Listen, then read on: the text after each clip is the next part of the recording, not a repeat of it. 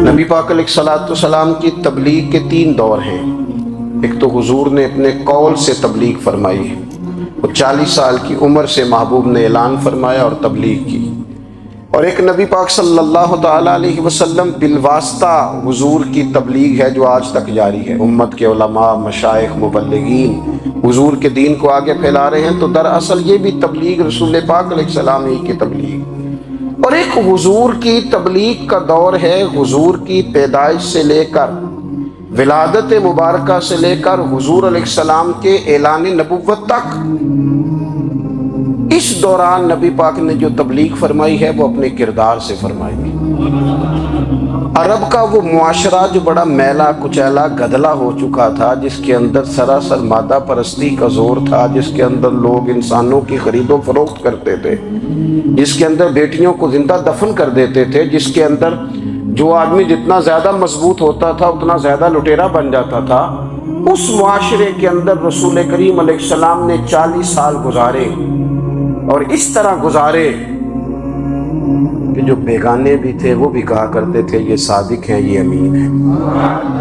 اور جب حضور نے اعلان نبوت کیا تو فرمایا، یہ قرآن مجید کے لفظ ہے، فرمایا فَقَدْ لَبِثْتُ فِيكُمْ عُمَرًا مِّن قَبْلِهِ أَفَلَا تَعْقِلُونَ، میں تمہارے بیچ عمر کا ایک حصہ گزار چکا ہوں، تمہیں عقل نہیں ہے، شعور نہیں ہے۔ نبی کریم علیہ السلام نے اپنے کردار کو، اپنے عمل کو اپنی نبوت کی دلیل کے طور پر بیان فرمایا۔ وہ تو حضرت حلیمہ بھی فرماتی ہیں نا، جب میں نبی کریم علیہ السلام کو اپنے گھر لے گئی تو میرا اپنا بچہ بھی دودھ پیتا تھا، 2 میرے بیٹے ہو گئے، ایک میری یہ نسبی اولاد اور حضور میری رضائی اولاد۔ تو کہتی ہیں جب میں کریم محبوب علیہ السلام کو اپنے سینے سے لگاتی تھی تو حضور میرے ایک پستان سے دودھ پیتے تھے اور دوسرا اپنے بھائی کے لیے چھوڑ دیا کرتے تھے۔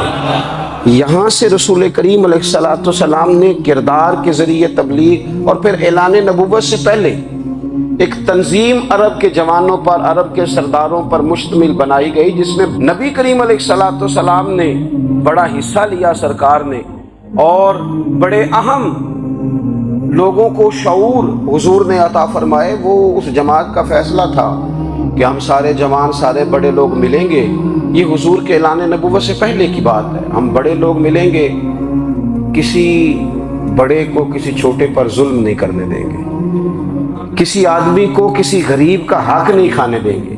حضور علیہ السلام نے نا اپنے کردار سے، اپنے عمل سے، اور آپ کا جو عمل ہوتا ہے نا وہ اصل ہوتا ہے، ایک ہوتا ہے آپ کوئی بات کرتے ہیں اور ایک ہوتا ہے کہ آپ کوئی عمل کرتے ہیں۔ آپ جب عمل کرتے ہیں تو عمل کے ذریعے بھی لوگوں تک بات پہنچتی ہے کہ دراصل آپ کا اٹھنا بیٹھنا چلنا پھرنا کیا ہے۔ میرے رسول کریم علیہ السلام کا اٹھنا بھی ایک نبی کا، بیٹھنا بھی ایک نبی کا، بات کرنا بھی ایک نبی کا، معاملات زندگی کرنا بھی ایک نبی کا، لین دین کرنا بھی ایک نبی کا۔ ایک شخص کہتے ہیں میں نے اعلان نبوت سے پہلے حضور علیہ السلام سے کوئی چیز خریدی تھی اور میں نے عرض کیا تھا آپ یہاں تشریف رکھیں، میں پیسے لے کے آتا ہوں، میں 3 دن کے بعد آیا۔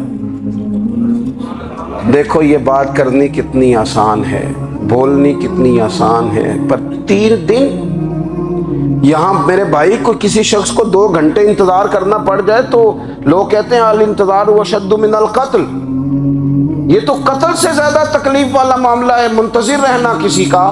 کہتے 3 دن کے بعد میں آیا تو میرے رسول کریم وہیں تشریف فرمایا، بس اتنا فرمایا یار تم نے مجھے بڑی تکلیف میں ڈال دیا، 3 دن ہو گئے یہاں رکے ہوئے۔ تو حضور نے اپنے کردار کو، اپنے عمل کو، اپنے معاملات کو سب سے پہلے اپنی نبوت کی دلیل کے طور پر پیش کیا۔ کسی نے کیا خوب کہا تھا کہ جو تیری جان کے دشمن ہیں وہ بھی کہتے ہیں، وہ جو تیری جان کے دشمن ہیں، بظاہر تو آئے ہیں نا ہجرت کی رات جان لے لے، لیکن امانتیں حضور کے گھر میں رکھی ہوئی ہیں، امانتیں کاشانہ نور پہ پڑی ہیں۔ وہ جو تیری جان کے دشمن ہیں وہ بھی کہتے ہیں کہ امین تو ہے اور صداقت کی آبرو تو ہے، امین بھی تو ہے، صداقت کی آبرو تو ہے۔ تو پہلے کردار، پھر دوسری بات، اللہ تعالیٰ نے اپنے محبوب علیہ السلام کو اپنا مطلق نائب بنا کر، اپنا محبوب اعظم بنا کر ویسے ہی سارے انسانوں کے بارے میں کہا وَإِذْ قَالَ رَبُّكَ لِلْمَلَائِكَةِ إِنِّي جَاعِلٌ فِي الْأَرْضِ خلیفہ، میں زمین میں اپنا نائب بنانے والا ہوں۔ لیکن حضور علیہ السلام تو محبوب ہے نا، حضور کی نیابت تو محبوبیت کے درجے پر فائز ہے۔ تو رسول پاک کو رب کریم نے اس طرح کا بنا کے بھیجا کہ حضرت عبداللہ ابن رواحہ رضی اللہ تعالیٰ عنہ بیان فرماتے ہیں کہ اگر حضور کوئی معجزہ نہ بھی دکھاتے، نبی کریم علیہ السلام سے کوئی اعجاز لوگ نہ بھی دیکھتے، تو محبوب کا تو چہرہ ہی اس طرح کا تھا، لوگوں نے دیکھتے جانا تھا اور کلمہ پڑھتے جانا تھا۔ لیکن باوجود اس کے میرے رسول پاک کا اعجاز یہ ہے، کمال یہ ہے کہ حضور کبھی اشارہ کر دیں تو چاند دو ٹکڑے ہو جائے، کبھی دعا مانگ دیں تو ڈوبا ہوا سورج واپس آ جائے، کبھی محبوب گزرنے لگے تو پتھر آپ پر سلام پڑے، کبھی حضور پہاڑ پر چڑھ جائیں تو پہاڑ وجد میں آ کر جھومنے لگے، محبوب کا کبھی نماز پڑھاتے ارادہ بن جائے تو اللہ تعالیٰ قبلے کا رخ ہی تبدیل فرما دے۔ کیا خوبصورت سوچ ہے اور کیا نظریہ دیتے ہیں بریلی کے امام، فرماتے ہیں اجابت کا جوڑا عنایت کا صحرا، دلہن بن کے نکلی دعائے محمد، اور اجابت نے جھک کر گلے سے لگایا بڑی ناز سے جب دعائے محمد، دیکھو خدا کی رضا چاہتے ہیں دو عالم، خدا چاہتا ہے رضائے محمد صلی اللہ تعالی علیہ وسلم۔ اور ایک مقام پہ فرماتے ہیں نائب دست قدرت پہ لاکھوں سلام، نائب دست قدرت پہ لاکھوں سلام۔ تو اللہ تعالیٰ نے نبی پاک صلی اللہ تعالی علیہ وسلم کو جو اعجاز، پھر ایک اور بات، حضور امی ہیں، دنیا میں آ کر محبوب نے کسی سے پڑھا ہی نہیں، میرے محبوب نے جتنا پڑھا ہے رب کریم سے ہی پڑھا ہے۔ الرحمن علم القرآن خلق الانسان، رحمان نے قرآن سکھایا پھر انسان بنایا۔ اللہ تبارک و تعالیٰ کی بارگاہ کرم سے حضور نے لیا، رسول کریم امی ہیں، یہ بھی حضور کی نبوت پر ایک بڑی دلیل۔ دیکھو ایک ہوتا ہے کوئی آدمی بچپن سے ہی کسی چیز سے شغف رکھے اور جب اس کی عمر بڑی ہو جائے تو کہتے ہیں اس کا تجربہ بڑا ہو گیا ہے، یہ پہلے کچھ شعر کہتا تھا، کوئی ادبی جملہ کہتا تھا، تو اب اس کی یہ کام کرتے کرتے عمر بڑی ہو گئی ہے تو رسوخ حاصل ہو گیا۔ 40 سال کی عمر مبارک تک نبی کریم نے ایک شعر بھی نہیں کہا۔ حضور علیہ السلام نے کبھی کوئی ایسی بات، ویسے تو حضور کی ہر بات حکمت والی، لیکن جس کو عرب کے لوگ اپنے لہجے میں شاعری یا اپنے لہجے میں ادب کہتے تھے، وہ حضور نے بیان نہیں فرمایا۔ لیکن جب 40 سال کی عمر میں اعلان نبوت کیا تو پھر بڑے بڑے فصیح و بلیغ، بڑے بڑے سیانے، طفیل بن عمرو کہتے ہیں کہ اس شخص کو بھی میں نے دیکھا جسے بڑا ناز تھا اپنی فصاحت اور بلاغت پر، اور جب وہ حضور کے پاس آیا اور اس نے آ کے کچھ باتیں کی تو محبوب خاموشی سے سنتے رہے، اور جب وہ چپ کر گیا تو میرے کریم نے صرف سورہ فاتحہ پڑھی۔ کبھی اٹھتا تھا، کبھی بیٹھتا تھا، کبھی غور کرتا تھا، کبھی دائیں جاتا تھا، کبھی بائیں جاتا تھا، پھر کہنے لگا بتاؤ نا کلام کس کا ہے؟ فرمایا اس رب کا، اس رب کا، اس رب کا جس کا میں رسول بن کے آیا ہوں۔ نبی کریم صلی اللہ تعالی علیہ وسلم امی ہیں، لیکن حضور نے کائنات کے رازوں سے پردے ہٹا دیے، نبی کریم نے جینے کے سلیقے بتا دیے، حضور نے ہر شخص کو اس کے مقصد حیات سے آگاہ کر دیا۔ نبی کریم علیہ السلام نے وہ فلسفہ حیات بیان کیا کہ لوگوں کو صرف جینے میں ہی مزہ نہیں آیا، مرنے میں بھی مزہ آنے لگا۔ لوگ آگے بڑھ بڑھ کے جانیں پیش کرنے لگے، اپنی اولادیں قربان کر، جو فلسفیوں سے کھل نہ سکا اور نکتہ وروں سے حل نہ ہوا، وہ راز ایک طیبہ والے نے بتلا دیا چند اشاروں میں۔ محبوب کریم امی ہیں، لیکن حضور نے اس طرح دنیا کو سکھایا، اس طرح دنیا کو پڑھایا، اس طرح حضور نے علم کے چراغ اور دیپ روشن کیے کہ قیامت تک جسے روشنی ملے گی نا، اسے صرف دروازہ مصطفیٰ سے ملے گی، اسے رسول کریم علیہ السلام کے در دولت سے ملے۔ کچھ لوگوں نے کہا کہ اپنے پاس سے آیات بنا کے لاتے ہیں، اپنے گھر میں بیٹھ کے دعوے کر لینا تو کوئی مشکل کام نہیں نہ ہوتا، سارے لوگ ہی کر لیتے ہیں۔ بلکہ وہ ہمارے ایک بزرگ کہا کرتے تھے، خیالی پلاؤ پکائیے ٹکے ہو کدے بھی کاٹ نہ پائیے، کیونکہ کون سا پیسوں کا ڈالنا ہے، زیادہ ڈالیں آپ، اور زیادہ ڈالیں. بہت سارے لوگ ہیں آج بھی، کچھ لبرل ہیں بیچارے، کچھ دین بیزار طبقہ ہے، وہ کہتے ہیں جناب ہمیں تو جدید باتیں بتائیں، ہمیں تو نئے اسلوب کے مطابق لے کے چلیں، ہمیں تو. او بھائی سن، میرے نبی پاک علیہ السلام نے فرمایا میرا قرآن کبھی پرانا نہیں ہوگا. اسے پڑھ کے دیکھ، اس کی جدت کا حسن دیکھ، یہ تو کھلا ہوا باغ ہے. تو ایک دفعہ اس کے قریب آئے گا تو خوشبو ملے گی، دوسری دفعہ آئے گا تو اس سے زیادہ تازی ملے گی. ایک دفعہ پھل کھائے گا تو مزیدار ہوگا، اور دوسرا کھائے گا ہو سکتا ہے شکل ملتی جلتی ہو لیکن ذائقہ بڑا نرالا ہوگا. تو تو صحیح نا. جب کچھ لوگوں نے کہا یہ خود سے بنا کے آیات لاتے ہیں تو فرمایا وَإِن كُنتُمْ فِي رَيْبٍ مِّمَّا نَزَّلْنَا عَلَىٰ عَبْدِنَا فَأْتُوا بِسُورَةٍ مِّن مِّثْلِهِ. اگر تمہیں کوئی شک ہے اس میں جو ہم نے اپنے بندہ خاص میں نازل کیا ہے تو تم بھی اس جیسی ایک آیت بنا کے لاؤ. اور چلو چیلنج کھلا ہی دے دیا، فرما وَادْعُوا شُهَدَاءَكُم مِّن دُونِ اللَّهِ. اللہ اور اللہ والوں کو چھوڑ دو، تفسیری ترجمہ عرض کر رہا ہوں، یعنی صحابہ کو چھوڑ دو، حضور کے ماننے والوں کو چھوڑ دو، باقی ساری دنیا کے کافر اکٹھے ہو جاؤ، ایک آیت بس قرآن جیسی لے کے آؤ، ایک آیت لے کے آؤ. ان کنتم صادقین، اگر تم سچے ہو. جوانوں سنو، کہا ایک آیت. اور یہ چیلنج آج تک قرآن مجید کا موجود ہے، آج تک. وَإِن كُنتُمْ فِي رَيْبٍ مِّمَّا نَزَّلْنَا عَلَىٰ عَبْدِنَا فَأْتُوا بِسُورَةٍ مِّن مِّثْلِهِ.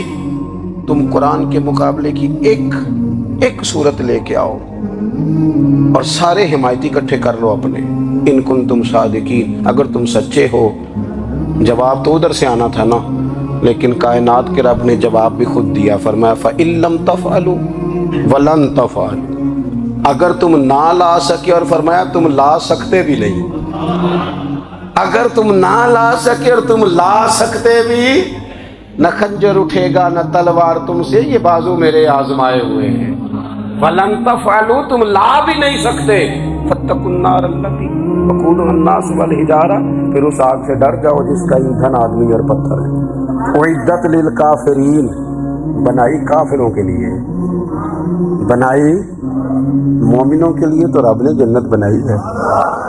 اُعِدَّتْ لِلْکَافِرِین، یہ دوزخ اللہ نے کن کے لیے بنائی ہے؟ اُعِدَّتْ لِلْکَافِرِین کا تو کافر کے لیے بنایا.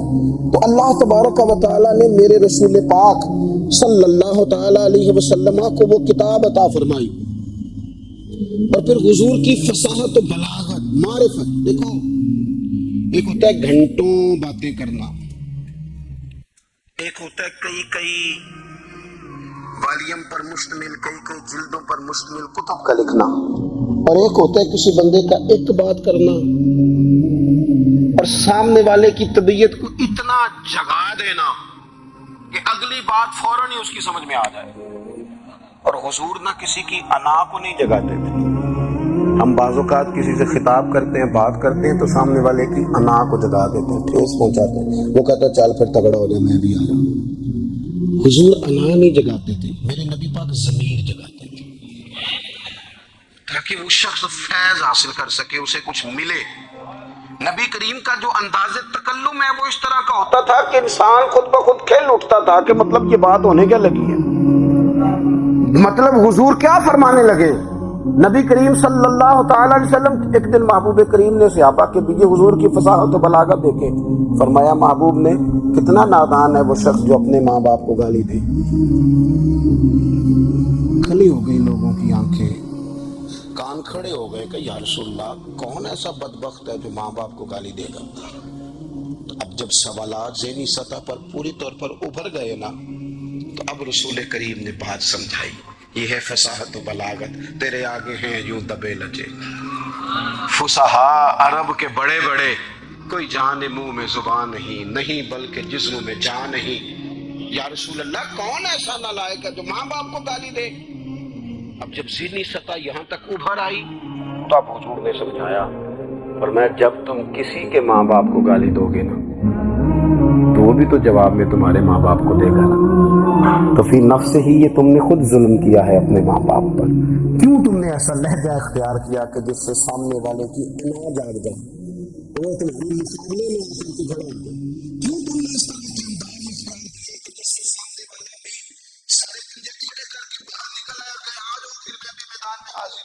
رسول کریم کی فصاحت، بلاغت، لیکن نا حضور دو چار جملوں میں ساری بات سمجھا جاتے ہیں۔ ایک حدیث پاک اگر ہماری سمجھ میں آ جائے، ایک روایت نبی پاک صلی اللہ تعالی علیہ وسلم نے فرمایا خوبصورت مسلمان وہ ہے جو بے مقصد باتوں کو چھوڑ دے۔ لو اس سے پوری زندگی سجائی جا سکتی ہے، ایک جملے سے پوری زندگی سواری جا سکتی ہے، کوئی لمبی چوڑی باتوں میں جانے کی ضرورت نہیں۔ کہا خوبصورت مسلمان یہ ہے جو بے مقصد باتوں کو چھوڑ دے، لا یعنی باتوں کو، کیا کہتے ہیں ہمارے دیہات کے لوگ، جڑے پنڈ جانا نہیں وہ دا راہ پوچھنے دی، لیکن آج کل لوگ باز آندے یعنی اس بات کا بالکل تعلق نہیں لا، وہ بات بھی کرتے جاتے ہیں جس کا شعبہ ہی نہیں، اور بھی چھلانگ لگا لگا کے اس میں آ جاتا ہے۔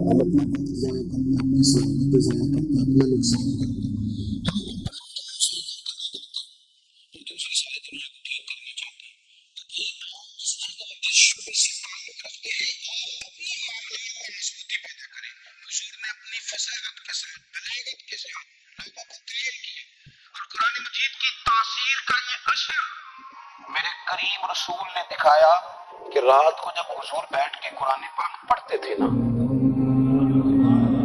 جب یاسین والے نبی خود یاسین کی تلاوت کریں، جب طٰہٰ والے محبوب خود طٰہٰ کی تلاوت کریں، غور کرو نا، جب مدثر والے محبوب خود ان جملوں کو ادا کریں، یعنی جن کے بارے میں آیت آئی ہے، جب وہی یہ آیت پڑھیں کہ اِنَّا أَعْطَيْنَاكَ الْكَوْثَرَ، یعنی جن کا ذکر ہو رہا ہے، جب وہ یہ بات کریں کہ یا ایھا النبی انا ارسلناک شاہدا ومبشرا ونذیرا لتؤمنوا باللہ ورسولہ وتعزروہ وتوقروہ وتسبحوہ بکرۃ واصیلا، جن کے بارے میں آیت آئی ہے، جب وہ یہ کہہ رہے ہوں کہ ورفعنا لک ذکرک، جب وہ کہہ رہے ہوں والضحیٰ واللیل اذا سجی، ذرا اس کیفیت کو دیکھیں جب محبوب خود پڑھ رہے ہوں، اور جو حضور پر آئی ہیں اس کا ذائقہ، اس کا لطف، اس کا انداز بھلا کیا ہوگا۔ حضور جب رات کو پڑھتے تھے نا قرآن پاک، تو جو پکے کافر تھے نا، ابو جہل جیسے لوگ، وہ بھی جھاڑیوں میں چھپ چھپ کے مدینے والے کی تلاوت سنا کرتے تھے، حضور کی تلاوت سنا کرتے تھے۔ یہی بہتر ہے کہ پردوں میں وہ پردہ پوش رہے، وہ اگر پردے ہٹا دے تو کسے ہوش رہے۔ رسول کریم علیہ السلام کی تلاوت کا سننا، قریب جانا، یہ اعجاز ہے۔ حضرت فاروق اعظم کہتے ہیں میں طبیعت کا بڑا ڈاڈا تھا، مزاج کا بڑا سخت تھا، زندگی ہمیشہ ڈٹ کر گزاری، باتوں پر کھڑا رہنا آتا تھا، پر جب میری بہن نے مجھے چند آیتیں سنائی نا تو میں تڑپ ہی گیا۔ گھروں آیا سا مار مقامنے نو، ان مینو مار دے لے چلو، اوے متے عمر دی عمر برباد ہو جائے جتھے عمر سوار دے لے چلو۔ یہ اعجاز ہے رسول کریم صلی اللہ تعالی علیہ وسلم پر نازل ہونے والی کتاب کا۔ پھر حضور نے خبریں دی، نبی پاک نے خبریں دی، حضور نے فرمایا روم فتح ہوگا، وہ ہوا۔ نبی کریم علیہ السلام نے فرمایا شام فتح ہوگا، تو شام فتح ہوا۔ فرمایا ایران فتح ہوگا، تو ایران فتح ہوا۔ سراقہ بن مالک کہتے ہیں ایک گاؤں پر بھی مسلمانوں کی حکومت نہیں تھی، ایک گاؤں پر۔ حضور مکہ مکرمہ سے نکل رہے تھے، مدینہ طیبہ تشریف لے جا رہے تھے، ابھی راستے میں تھے، میں 100 سرخ اونٹوں کے لالچ میں معاذ اللہ حضور کو گرفتار کرنے پہنچ گیا۔ محبوب نے حکم دیا، حضور کا معجزہ میں نے آنکھوں سے دیکھا، میرا گھوڑا زمین میں دھستا چلا گیا، میں نے معافی مانگی، حضور نے معاف کر دیا۔ میں نے سمجھا اچانک ہو گیا ہے، یہ منوانا بھی بڑا مشکل کام ہے۔ شجر و حجر پہچان گئے، انسان کی نظروں میں شاکی رہا۔ یہ کچھ ایسے لوگ ہیں جن کو منوانا توبہ توبہ، ماننے کو تیار نہیں، دیکھ دیکھ کے بھی ماننے کو تیار ہے نہیں، ماننے کو تیار ہی نہیں۔ کہتے ہیں کہ میں نے پھر چاہا آگے بڑھنا، تو پھر زمین کے اندر میرے گھوڑے کے پیر دھنسنے لگے، پھر معافی مانگی۔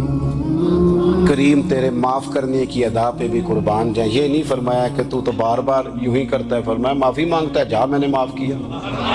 کہتے ہیں 3 دفعہ میں آگے بڑھا، 3 دفعہ حضور نے معاف کیا تو مسکرا کے فرمانے لگے تو یہاں مجھے گرفتار کرنے آیا ہے، وہ کیسر روم کا علاقہ فتح ہوگا، وہ کنگن جو پہنتا ہے نا ہاتھوں میں، بادشاہ کے کنگن معروف ہیں، وہ تیرے ہاتھوں میں آئیں گے۔ اللہ کرے آپ سمجھیں، یہ جو لوگ ڈری ڈری سہمی اور ہمارے بچے مایوسی کی معاذ اللہ باتیں کرتے ہیں، وہ دیکھیں حضور کس طرح کی گفتگو فرماتے ہیں۔ ابھی ایک گاؤں پر بھی اسلام کی حکومت نہیں، لیکن حضور کا خبر دینے کا انداز، کریم فرمانے لگے وہ کیسر روم کے جو کنگن ہوں گے وہ تیرے ہاتھوں میں آئیں گے۔ جناب سراقہ بن مالک فرماتے ہیں کہ میں مسلمان ہو گیا، حضور کا وصال ہو گیا، کنگن نہیں آئے۔ حضرت ابوبکر صدیق کا وصال ظاہری ہو گیا، کنگن نہیں آئے۔ جناب عمر کا دور آ گیا، سراقہ بوڑھے ہو گئے۔ کوئی بندہ پوچھتا نا کہ اب تو عمر ڈھل گئی ہے، زندگی کا پتہ نہیں، کہنے لگے نہیں میں نہیں جاتا، جب تک کنگن نہیں آتے اسرائیل کوئی نہیں آئیں گے، کیونکہ ساڈے نبی دی زبان ساڈے واسطے قرآن، جو دن کو کہہ دیا دن ہے تو دن نکل آیا، جو شب کو کہہ دیا شب ہے تو رات ہو کے رہی، اور خدا نے ان کی زبان کو وہ اختیار دیا جو نکلی منہ سے ان کے وہ بات ہو کے رہی۔ اور فاضل بریلوی کا تو انداز ہی پھر انوکھا ہے نا، وہ تو کہتے ہیں وہ زبان جس کو سب کن کی کنجی کہے، جس کو سب کن کی کنجی کہیں، اس کی نافذ حکومت پہ لاکھوں سلام۔ کہنے لگے نہیں آتے حضرت اسرائیل، فکر نہ کرو، بوڑھے ہو گئے تھے، نکلنا گھر سے بند کر دیا تھا، حضرت عمر کا دور تھا، کنگن آ گئے۔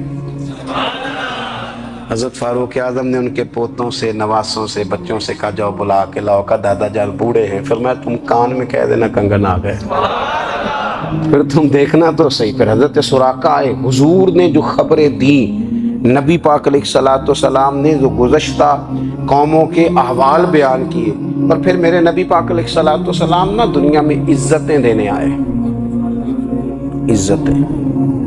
یہ مزاج ہمیں کم کرنا چاہیے، یہ جو ہم ساری زندگی اس کام میں لگا دیتے نا کسی کو نیچا کیسے دکھانا ہے، یہ انداز حضور نے نہیں ہمیں دیا۔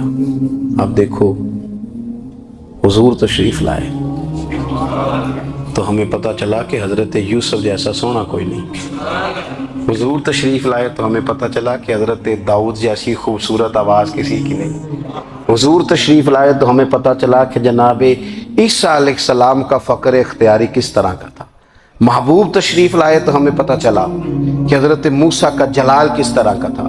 یہ تو حضور آئے تو نبی پاک علیہ السلام نے اس کی بھی عظمت بیان کی، اس کی بھی شان بیان کی، حضور نے بتایا کہ ابو بکر صدیق کی شان کیا ہے، فاروق اعظم کا مرتبہ کیا ہے، عثمان غنی کی حیا کیا ہے، مولا علی کی شجاعت کیا ہے، اہل بیت نبوت کی عظمت کیا ہے۔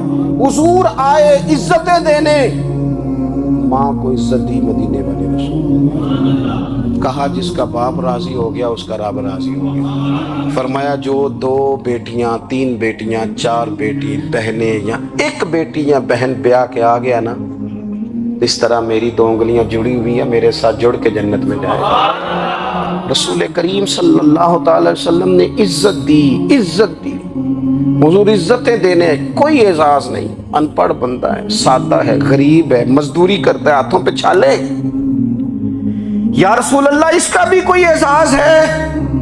قربان جائیں، میرے کریم نے عزت دی، فرمایا محنت کر کے روزی کمانے والا تو اللہ کا دوست ہے،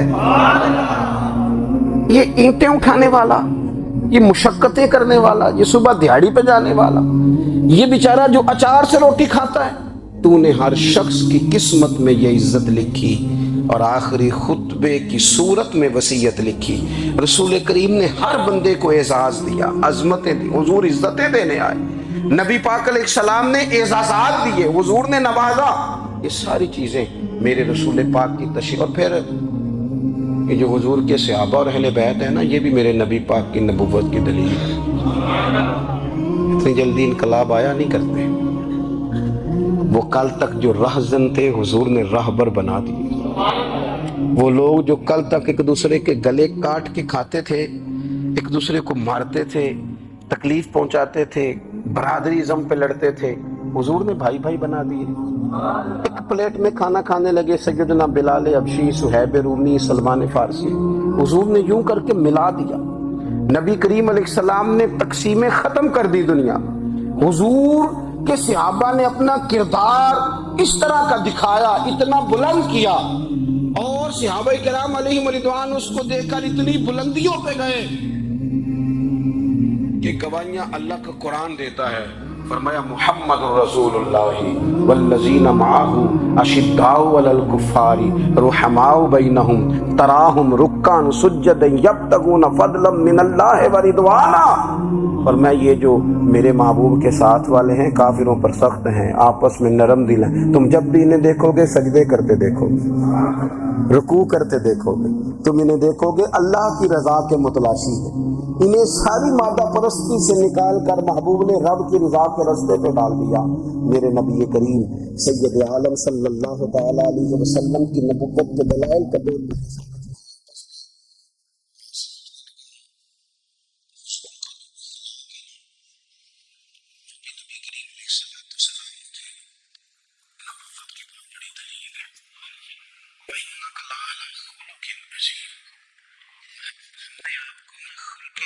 کا مالک بنایا ہے۔ کچھ لوگ سمجھتے ہیں صرف آپ کا بولنے کا انداز ٹھیک ہو تو آپ با اخلاق ہیں۔ نہیں بھائی، بولنے کا انداز ٹھیک ہونا با اخلاق نہیں، سچ بولنا اخلاق کی علامت ہے۔ آپ کا حق بات کرنا اخلاق ہے، آپ کا صحیح گواہی دینا اخلاق ہے، آپ کا اللہ تعالیٰ کی طرف سے آزمائش آنے پر صبر کا مظاہرہ کرنا اونچا اخلاق ہے۔ رب نعمت دے تو آپ کا وجود ڈھلتا جائے شکر میں، یہ اخلاق ہے۔ رب کریم اگر آپ کو کسی وقت کسی آزمائش میں اپنی حکمت سے ڈالتا ہے تو عزت نفس کو برقرار رکھنا، خودداری کو برقرار رکھنا، یہ اخلاق۔ نبی پاک نے اعلیٰ ترین اخلاق کی بات بتائی، اعلیٰ ترین۔ حضور نے لوگوں سے بیعت لیتے وقت کہا تھا میرے آپ پر بیعت کرو، چوری نہیں کرو۔ نبی پاک علیہ السلام نے مختلف امور پر بیعت لی۔ حضرت حکیم بن حزام کہتے ہیں حضور نے میرے ہاتھ میں ہاتھ رکھ کے کہا میرے ہاتھ میں ہاتھ رکھ کے بیعت کرو کہ کسی دنیا دار سے سوال نہیں کرو گے، خودداری سے زندگی گزارو گے، اس نفس جو رب نے تمہیں دیا ہے تم اس پر راضی رہو گے، لوگوں کی جیبوں کو پٹوانا، دوسروں کی دولتوں پہ راج کرنا، دوسروں کے مال پر نگاہیں ڈالنا، کبھی کسی سے سوال نہیں کرو گے، حد ہو گئی۔ نبھانے والوں نے پھر اس صفت کو نبھایا اور کمال کر دی۔ حضرت حکیم بن حزام گھوڑے پہ بیٹھے تھے، ہاتھ میں درہ تھا، وہ زمین پہ گر گیا، قریب غلام کھڑا تھا۔ حضرت حکیم بن حزام خود گھوڑے سے اترے، درہ اٹھایا، دوبارہ گھوڑے پہ بیٹھے۔ غلام عرض کرنے لگا حضور مجھے بتا دیتے میں اٹھا کے دے دیتا۔ آنکھیں چمک اٹھیں، فرمانے لگے کیسے بتا دیتا؟ اپنے رسول سے وعدہ کیا ہے کبھی کسی سے سوال نہیں کروں گا، کبھی سوال نہیں کروں گا۔ اللہ کے محبوب نے ہمیں اعلیٰ اخلاقی قدروں کی بات ہمیں سکھائی ہے۔ ہم دیکھتے ہیں کہ بڑی جلدی 2 4 5 لوگوں کے غصہ دلانے پر ہم ساری اخلاقی حدوں کو کراس کر جاتے ہیں۔ دوستو ہمارا ایک ویژن ہونا چاہیے، ہمارے ذاتی رویے بڑے معتبر ہونے چاہیے، لین دین کے معاملات کے اندر مسلمانوں کو بڑا صاف ستھرا ہونا چاہیے۔ ہمیں اپنی معاشی زندگی میں روزمرہ کے معاملات میں ہماری توجہات کا مرکز اللہ رسول کے ساتھ ہونا چاہیے۔ رب کریم نے اپنی حکمت سے کسی کو کتنا دیا ہے یا اس کی حکمت کے تقاضے ہیں، ہمیں اس نے جس رنگ میں جس حال میں رکھا ہے ہمیں اپنے رب کی رضا پر بہت زیادہ مطمئن ہونا چاہیے۔ اچھا پھر ایک اور بات، جن چیزوں کو ہم نے دکھ بنایا ہے نا یہ تو وہاں دکھ تھا ہی نہیں۔ مہینہ مہینہ چولہا نہیں جلا، لیکن کسی جگہ اظہار غربت ہے حضور کی اولاد پاک کا یا صحاب کا یا ازواج کا۔ مہینہ مہینہ چولہا نہیں جلا، لیکن یہ اخلاق عالیہ کا حسن دیکھو، اپنے گھر مہینہ مہینہ چولہا نہیں جلا، جو مانگنے آیا اسے جھولی بھر کے عطا فرمایا، کوئی دروازے سے خالی نہیں گیا۔ عزیز بھائی اگر زندگی میں اخلاقی قدریں ہم اپنا لیں اور ہم تھوڑا تھوڑا کر کے اپنے آپ کو تبدیل کریں، ساری زندگی توجہ رہی کہ فلاں کیا کر رہا ہے فلاں کیا کر رہا ہے، تھوڑا سا گردن کو جھکا کے اپنے اوپر توجہ ڈالیں، اپنے آپ کو وقت دیں، حضور کے اخلاق عالیہ کی روشنی میں، تعلیمات حسنہ کی روشنی میں ہم اپنے کردار و عمل پر تھوڑی توجہ دیں۔ اس وقت بہت بڑی تعداد میں امت مسلمہ ہے، اور ایسا نہیں ہے کہ دولت نہیں ہے، دولت سے بھی سرشار ہیں. ہمارے ہاں بڑے بڑے انجینئر ہیں، بڑے بڑے ڈاکٹر ہیں، لیکچرار ہیں، ہمارے پاس بڑے بڑے ہاسپٹل ہیں، بڑا کچھ ہے. لیکن کردار و عمل کے بادشاہ، اپنی زندگی تقوی کی روشنی میں گزارنے والے، ان لوگوں کی تعداد کم ہے. اگر کوئی آج بھی سارے کام نیک کرے لیکن جائیداد میں سے بیٹی کا حق رکھ جائے تو پھر اس نے کیا میلاد منایا؟ اگر آج بھی جو 2-4 لوگ بیچارے اس کے زیر دست ہیں، ملازمین ہیں، ان کے ساتھ اس کا رویہ انتہائی سخت ہو تو اس نے کیا میلاد منایا؟ اگر آج بھی وہ برادری ازم کی بنیاد پر دوستیاں کرے اور چھوٹے بڑے کی وہ تقسیم رکھے، جسے حضور نے فرمایا کہ قبیلے تو تعارف کے لیے، ورنہ کسی عربی کو اجمی پر، گورے کو کالے پر کوئی فضیلت نہیں. اگر کوئی آج بھی اس برادری ازم کا قائل ہے پھر اس نے کیا میلاد منایا؟ اگر کوئی شخص آج بھی اپنے آپ کو مادہ پرستی میں پوری طرح دھکیل چکا ہے اور رضا الہی کا مسافر نہیں بنا تو اس نے کیا میلاد منایا؟ اپنی طبیعتوں میں روحانی تبدیلی. جب حسن تھا ان کا جلوہ نما تو سرکار کا عالم کیا ہوگا؟ آپ ذرا ٹھہر کر اس کو سوچیں کہ جب حسن تھا ان کا جلوہ نما، یعنی حضور مسکراتے تھے، خوش بڑے ہوتے تھے. کب؟ جب ایک طرف ابو بکر صدیق بیٹھے ہوتے تھے، جب ایک جانب سیدنا فاروق اعظم بیٹھے ہوتے، جب سامنے مولا علی شیر خدا اور حضرت عثمان بیٹھے ہوتے، اور جب کندھوں پر سیدنا امام حسن اور حسین سوار ہوتے تھے، اور جب حضرت بلال اذان دیتے تھے، اور جب جناب سلمان فارسی کھجوریں توڑ توڑ کے لاتے تھے، اور جب حضرت صہیب رومی بارگاہوں میں حاضریاں دیتے تھے، اور جب جناب ابو ہریرہ سے حضور فرماتے کوئی کام بھی کیا کر، تو وہ کہنے لگے حضور ٹھیک ہے، فرمایا یہیں بیٹھا رہتا ہے، کوئی کام بھی کر. تو وہ باہر نکلے اور ستون کی اوٹ سے پھر آ گئے کہ حضور میں ہو آیا ہوں، میرا کوئی نہیں دل لگتا کسی جگہ. اور جب وہاں بدو دیہاتی صحابہ آ کے حضور کو مسکرانے والی باتیں سنایا کرتے، اور جب اس محفل نور میں، اس خوبصورت مجلس میں حضرت معاذ ابن جبل بیٹھتے تھے، جب اس خوبصورت محفل پاک میں حضرت ابو ذر غفاری جیسے درویش بیٹھتے تھے، جب اس نورانی محفل میں حضرت خالد بن ولید جیسے جرنیل ہاتھ باندھ کر، نظریں جھکا کر اور دو زانو پیچھے بیٹھ کر، کبھی کبھی آنکھ کھول کر حضور کی زیارت کرتے تھے، اور جب اس مجلس پاک میں حضرت ابو عبیدہ جیسے امین الامت لوگ بیٹھتے تھے، اور جب اس مجلس پاک میں حضرت حذیفہ بن یمان جیسے لوگ جن سے حضور تنہائی میں بیٹھ کر راز کی باتیں کرتے تھے، اس مجلس پاک کے حسن کو، اس کی کیفیت کو، اس کی نزاکت کو، اور مسجد وہ والی مسجد جس کی بنیادوں میں خود رسول پاک نے دست مبارک سے اینٹیں رکھی ہوں، جس میں جھاڑو حضرت بلال دیتے ہوں، جس میں تزئین و آرائش کا کام حضرت عثمان غنی کرتے ہوں، جس مسجد مبارکہ میں چراغ حضرت تمیم داری جلاتے ہوں، پتہ نہیں کیا منظر ہوگا، پتہ نہیں کیا رنگ ہوگا. مجھے لگتا ہے فرشتے بھی آسمان کے دروازے کھول کھول کے نیچے جھانک کے دیکھتے ہوں گے کہ جب حسن تھا ان کا جلوہ نما، دیدار کا عالم کیا ہوگا. ہر کوئی فدا ہے بن دیکھے صبح قیامت، جب ان کا روضہ اطہر کھلے گا، اور جنہوں نے عمر گزار دی ان کی نعت پڑھتے، اور جن کے لمحے بیتے ان کی یادوں میں نعرے لگاتے، اور جن کی صبح شامیں ان کا ذکر سن سن کے رو رو کے آنکھوں کا وضو کرتے گزری. جب حسن تھا ان کا جلوہ نما، دیدار کا عالم کیا ہوگا. اور بن دیکھے فدا ہے ہر کوئی، تو بتاؤ نا دیدار کا عالم کیا ہوگا، دیدار کا عالم کیا ہوگا. اور ایک سمت علی، ایک سمت عمر، صدیق ادھر، عثمان ادھر، بھلا ان جگمگ جگمگ تاروں میں مہتاب کا عالم کیا ہوگا، کیا ہوگا. ہر نظر کانپ اٹھے گی محشر کے دن، اور دیکھنا خوف سے ہر کلیجہ دہل جائے گا. اوڑھ کر کالی کملی وہ آ جائیں گے، سارے محشر کا نقشہ بدل جائے گا. اور ہمارے استاد تھے مولانا تحسین رضا صاحب، محدث بریلوی، ان کا شعر ہے بڑا انوکھا. وہ فرمایا کرتے تھے جس کو کہتے ہیں قیامت حشر جس کا نام ہے، جس کو کہتے ہیں قیامت دیکھیں نا، غلام کی سب سے بڑی خواہش اور آرزو یہ ہے کہ حضور کی زیارت نصیب ہو، کبھی ان کا چہرہ نظر آئے، لنگ کئی مہینے تے برس گئے تے تیری دید نو دیدے ترس گئے، تو کہا وہ تو جشن کا دن ہوگا جس کو کہتے ہیں قیامت، اور حشر جس کا نام ہے، تیرے دیوانوں کے لیے وہ دن تو جشن عام ہے، ہم تو جشن منائیں گے کیونکہ زیارت نصیب ہو جائے گی۔